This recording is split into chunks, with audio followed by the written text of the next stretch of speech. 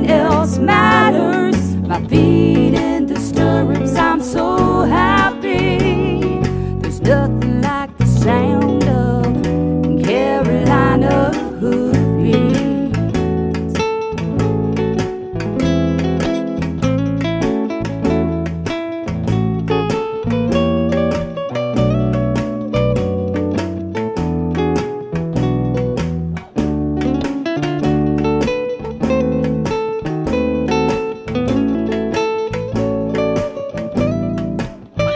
Sitting high in the saddle, nothing else matters. My feet in the stirrups, I'm so happy.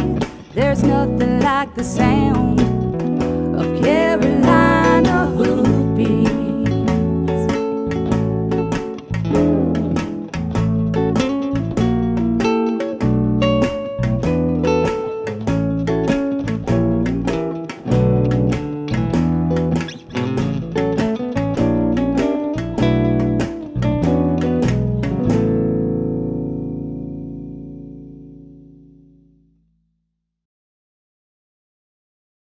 Miniature horses are an often overlooked part of the equine industry.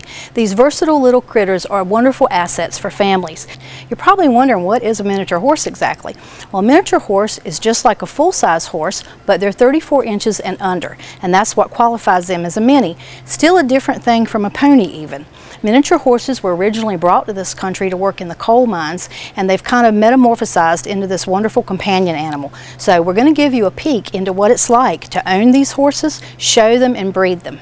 Lee, tell us a little bit about the halter horse classes here today with the minis. Well, we have several classes. We do from weanlings up to senior mares. We have confirmation classes. They judge them on the confirmation for each category. Each category is judged on how well they perform and halter. They also have the driving classes, but today we're doing halter classes. Okay. And how is a miniature horse for a halter class different than a big horse? Is it sort of the same preparations, or what do you do differently? It's all pretty much the same. It's just a shrunk down version of a big horse. The confirmation is supposed to, you should be able to take a photograph of the horse and not tell that it's a miniature horse. Oh, that's cool. So you're looking more for the Arabian horse type traits with the little head versus the quarter horse bulldog body? Yes, it's judged primarily on more of an Arab style. That's changed over the years. The draft horse style is what it started with, and it's changed over to more of the Arab style. A little more refinement, a little dishier head, stuff like that. Right.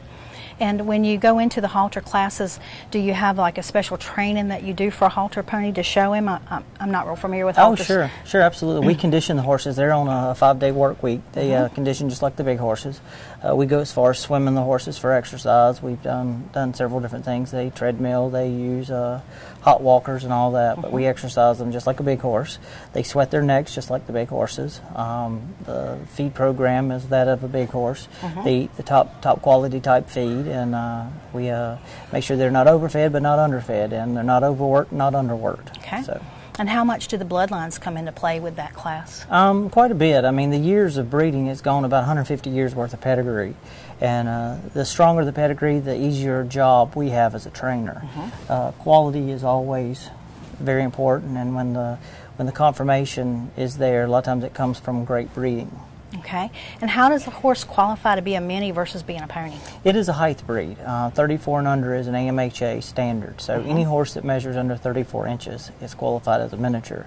They're inspected and they can be hard shipped, and when they get registered, you know, they're miniature horses at that point. And there's 2 miniature horse registries? There's AMHA and AMHR. AMHR goes up to 38 inches. AMHA is 34 and under. Okay. Well, that's really interesting. And what do people do with minis if they're not showing them? Well, they love them, of course. They're great yard ornaments and farm. You know, a lot of people write them off for agriculture exempt taxes and things like that. But the minis are just loved. They're just like a big horse, just in the shrunk down version. So when they're not showing, people drive them. They just turn them out with their grandkids and let them enjoy them, and they're just a lot of fun. So they're good for kids. They're good for everybody. That's really cool. I know that when I had minis, they had a lot different disposition than, say, a pony. They were a whole lot easier to handle and more sane, yeah, so to speak. It's a totally different thing than your old coal mine Shetland pony. The old ponies from yesteryear were a little more aggressive, a little more agitated. These are horses. These are not ponies. Right. They're horses, and they're just shrunk down. But their disposition is that of a big horse. They're very loyal. They're very respectful. They're just great animals. Okay.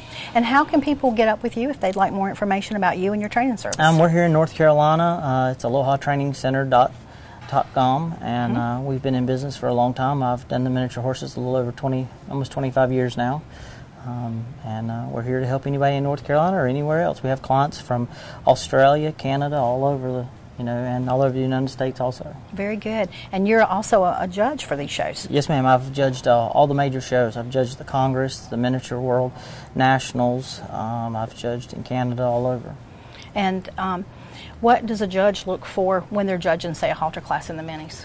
Conformation. Pretty is pretty, you know, and when you find a horse that's pretty, you make sure that the conformation's there with its back and its legs, the length of the back, the length of the neck, the size of their ear, the size of their head.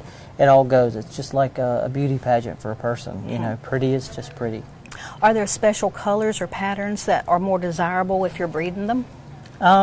Each person has their own desire, but as a judge, you know, I'm open to everything. I actually think it's easier to judge a solid color horse than a multicolor horse. A lot of times the patterns will throw your eye off. Right. So it's just to each their own. Very good, very good. Now your website's aloha.com. Why? Alohatrainingcenter.com. Okay, why Aloha? I used to train for a gentleman that had the name Aloha, and he passed away several years ago. Okay. And out of respect for him, I chose to carry the name forward. I had been his personal trainer for many years, and I just thought it was very respectful just to keep his legacy alive. And you have a zoo, you were saying? Yeah, I also have a zoo. It's Tell me about that. Aloha Safari Zoo. It's outside Fayetteville, North Carolina. We have tigers and bears and giraffes and zebras and lots of interesting stuff. We've got about 400 different types of animals there. That's really nice. Now, how would I find it? Is it on your website? It's on the website. It's alohasafarizoo.com. We're on Facebook also. Okay. We have a separate website for the horses, which is Aloha Training Center. Right. And you can find either or on either site. Very good. This is my guest, Amber Carter. Amber's from Washington, North Carolina, and this is her second horse show. Amber, tell me a little bit about how you got involved showing minis. Well, I got involved showing minis because of my son. He's a little timid of the larger horses, so we got into the minis, and he loves it. Very good. And you raise minis? Yes, I do. And you train them? I train them, raise them, and breed them. That's really interesting. And show. Very good, very good. What classes do you show in? Right now, we're only showing in the halter classes, but we want to move up into showing versatility and jumping also. Okay, that's good. When minis jump, how do they do that? Like on a long line? Yes, on a lead line. Okay, that's interesting.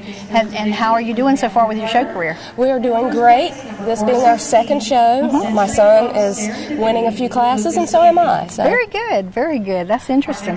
So have you done only minis all your life, or did you start with bigger horses? I started with the bigger horses. I started with quarter horses when I was my son's age. He's 9, and I have been showing all my life. Very good, very good. And how could our viewers get in touch with you if they're in the Washington area and they want to get some more information? They can call me at 252-495-1940, and I'll be glad to answer any questions they have. Very good. Thank you. Thank you. Can you tell me a little bit about your carriage driving that you guys do? Well, the horses that we showed today, we showed in 2 separate disciplines. One is a country pleasure driving horse. They're a little bit more up-headed, a little fancier. And then the other is called classic pleasure driving. The classic pleasure driving horses usually go with a lower headset, more streamline underneath, that type of thing. Okay. And we raise and breed and train these horses ourselves. Very good. Have you done this for a long time?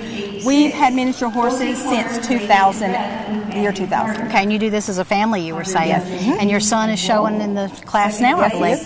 And how has he done with his show career? He's done pretty well. He's won some reserve world championships at the World Show that's in Fort Worth, Texas. Right. And we've been going to that every year since he was 5 years old, 2005. Right. He's won a a national, it's called a Reese Family Youth Award. They have to be nominated, and they're voted nationwide. He won that there as well. So he's done pretty well and had a good time at the World Show. Very good. And you and your husband Bobby have done very well too. The little black mare that I showed in the country pleasure driving class, her name is Minnie Motion. I Fancy Dapper Dan. She won a reserve world championship at the World Show this past year. We're proud of that. That's the best we've ever done with a horse we raised. That's really awesome. Very good. So are you you have stallions and you breed your own? We have a friend who gives us access to his stallion, and his name is David Porterfield, and his stallion is called Century Oaks Dapper Dan. Oh, nice. And he is a half-brother to a world champion single pleasure driving horse that's not been beaten thus far at the World Show. Wow, that's awesome. Now, you were telling me that you started out with quarter horses, doing barrel racing and reining, not barrel racing, but reining. We started with reining. We did some working cow horse, team roping, and we finished off with the barrel racing. And then when your son was born, you got into the minis. Yeah, he wanted to be at the barn, and he kept getting up under the horses, and we're like, oh. And I heard about the little miniature horses, and so I went and I bought one.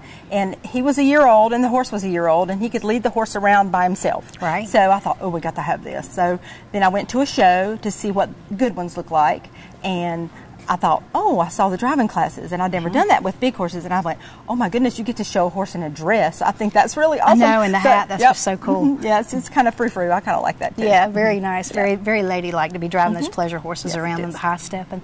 Very nice.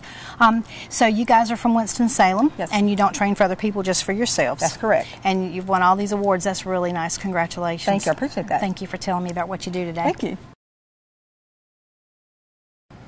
Hi, this is my guest, Laura Bodenheimer, and Laura is the president of the East Coast Miniature Horse Club, and that's whose show we're doing down here today at the Bob Martin Center. Laura, can you tell me a little bit about your club? I would love to. We are so excited to be here at the Bob Martin Eastern Agricultural Center. Our club was formed in 2008 with a group of miniature horse enthusiasts on the East Coast, and we needed a place to show our horses. And so we formed, and we have grown to now over 140 members strong. We have members from Delaware, Virginia, Maryland, North and South Carolina, some from Georgia, and some from Florida. So we convene here at least once a year for our annual show. That is in April. We'll be back here the middle part of April, so be sure to watch for our dates. That's called our Spring Fling. And then we were lucky enough to be here again in June for what we call our Summer Classic.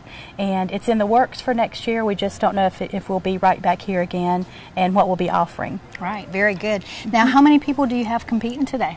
We have, I believe we have 84 entries. Very good. At this show, so we are very excited about that. We have some new folks. Good. Some veterans who come back and always impress us with their abilities. All right. And I've been talking to a few of the people, and they're world champions, so that's really exciting. Yes, it is. So the draw here brings people from a lot of other states to this show. Yes. That's good. We have a big contingent from Virginia.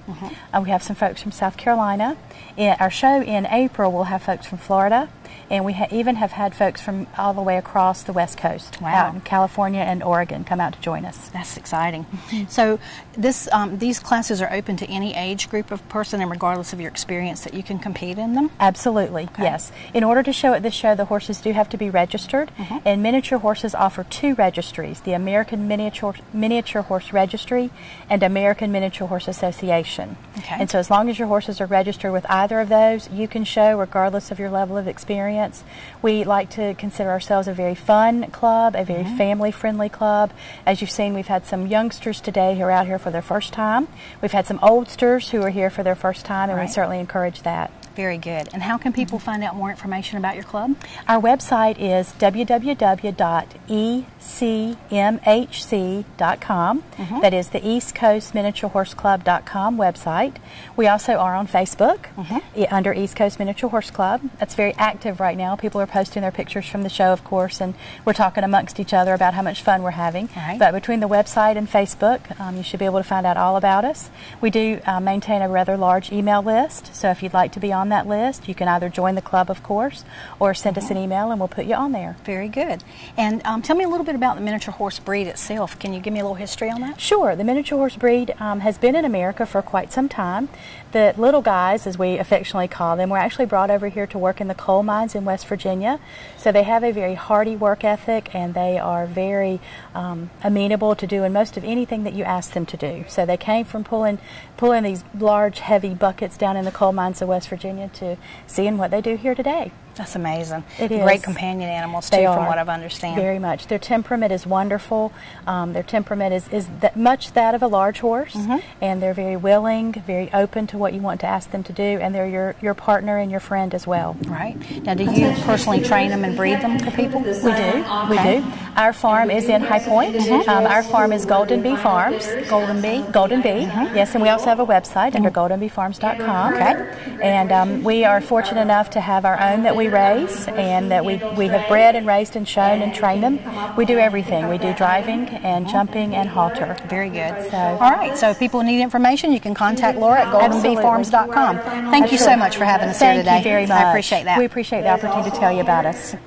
Thank you for watching our show today. I hope you've learned something about miniature horses, and for more information about the miniature horse world, or to find out all the exciting things that will be coming up on our show, you can go to our website. Catch us next time, and remember, there's nothing like the sound of Carolina hoofbeats. This episode of Carolina Hoofbeats TV was made possible in part by funding received from the North Carolina Horse Council, a North Carolina nonprofit corporation dedicated to representing and furthering the common interest of the entire equine industry in all 100 counties of North Carolina. Carolina Hoofbeats is brought to you in part by Newcomb Quarter Horses. Newcomb Quarter Horses with over 40 years experience. Find out how we can help you today. NewcombQuarterHorses.net. And by World Class Saddlery. Custom saddles, repairs, custom tack, and personal leather items. Find out more at worldclasssaddlery.com. And also by Southeast Equine Magazine, a free publication about the horse industry in the southern United States. Catch up on the latest issue at equinemonthly.com. Thank you for watching Carolina Hoofbeats TV. Join us on WHIG TV every Sunday at 7:30 p.m. or watch us anytime at CarolinaHoofbeatsTV.com. And remember, there's nothing like the sound of Carolina Hoofbeats. There's nothing like the sound of Carolina hoofbeats. Riding down the trail under a big blue sky and pine trees. Sitting high in the saddle, nothing else matters. My feet in the stirrups, I'm so happy. There's nothing like the sound of Carolina hoofbeats.